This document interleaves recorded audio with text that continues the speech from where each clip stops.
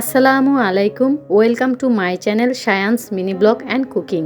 আমসত্ত্ব খেতে কার না ভালো লাগে, ছোট বড় সবার প্রিয় এই পাকা আমের আমসত্ত্ব রেসিপিটা আজকে আপনাদের সাথে খুবই সহজভাবে শেয়ার করব। প্রথমেই নিয়ে নিলাম 3টা পাকা আম, ভালো করে পানি দিয়ে পরিষ্কার করে এটা আমি কেটে নিয়েছি। তো এখন আমি এগুলোকে ব্লেন্ডার করে নিব। আপনারা চাইলে কিন্তু এটাকে হাতের সাহায্যেও পেস্ট করে নিতে পারেন।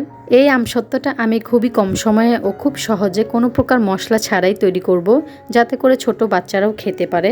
ব্লেন্ড করার পর এই আমের পেস্টগুলো আমি ছেঁকে নিব, কারণ আমের ভিতর অনেক সময় আঁশ থাকে।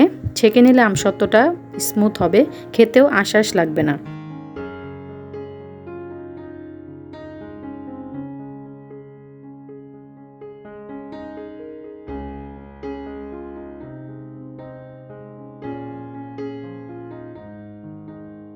এখন একটা প্লেটে সামান্য পরিমাণ সরিষার তেল ব্রাশ করে নিব, যাতে করে আমসত্ত্বটা উঠানোর পরে প্লেটের গায়ে না লাগে।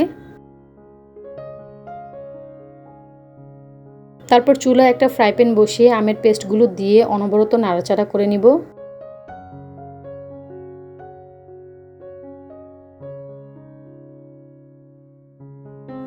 তারপর দিয়ে দিব হাফ চামচের মতো বিট লবণ ও কিছুটা চিনি আর এক টুকরো লেবুর রস। চিনিটা আপনাদের স্বাদ অনুযায়ী দিবেন, যেহেতু আমগুলো পাকা ছিল এবং মিষ্টি, তাই চিনির পরিমাণটা আমি একটু কম দিয়েছি। আর লেবুর রস দেওয়ার কারণ হলো যাতে করে আমসত্ত্বটা অনেকদিন ভালো থাকে। ঘন হয়ে আসা আগ পর্যন্ত এই আমের পেস্টগুলো কিন্তু অনবরত নাড়াচাড়া করতে হবে, তা না হলে নিচে দিয়ে লেগে যাবে বা পুড়ে যেতে পারে। আমসত্ত্বের পেস্টটা কিন্তু অনেকটাই ঘন হয়ে এসেছে, দেখতেই পারছেন।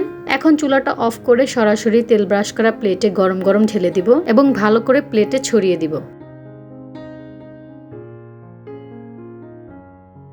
আমসত্ত্বের লেয়ারটা কিন্তু আমি খুবই পাতলা করে দিয়েছি, আপনারা চাইলে কিন্তু একটু ভারী করেও দিতে পারেন। বাকি আমের পেস্টগুলো আমি আরেকটা অন্য প্লেটে ঢেলে নিয়েছি। তারপর ভালোভাবে রোদে শুকিয়ে নিব। আমসত্ত্বগুলো কিন্তু ভালোভাবে শুকিয়ে গেছে। আমি রোদে একদিন শুকিয়েছি, কড়া রোদ হলে কিন্তু একদিনের বেশি সময় লাগে না। এখন আমসত্ত্বটা আমি একটু উঠিয়ে দেখাচ্ছি কতটা পাতলা হয়েছে। এই ছোট্ট সহজ রেসিপিটি আপনাদের কাছে কেমন লাগলো অবশ্যই কমেন্ট করে জানাবেন। ভিডিওটি যদি আপনাদের কাছে ভালো লেগে থাকে অবশ্যই আমার ভিডিওটিতে একটি লাইক দিবেন এবং আমার চ্যানেলটি সাবস্ক্রাইব করে পাশে থাকা বেল আইকনটি প্রেস করে দিবেন। পরবর্তী ভিডিও দেখার আমন্ত্রণ জানিয়ে সবাই ভালো থাকবেন, সুস্থ থাকবেন। আল্লাহ হাফেজ।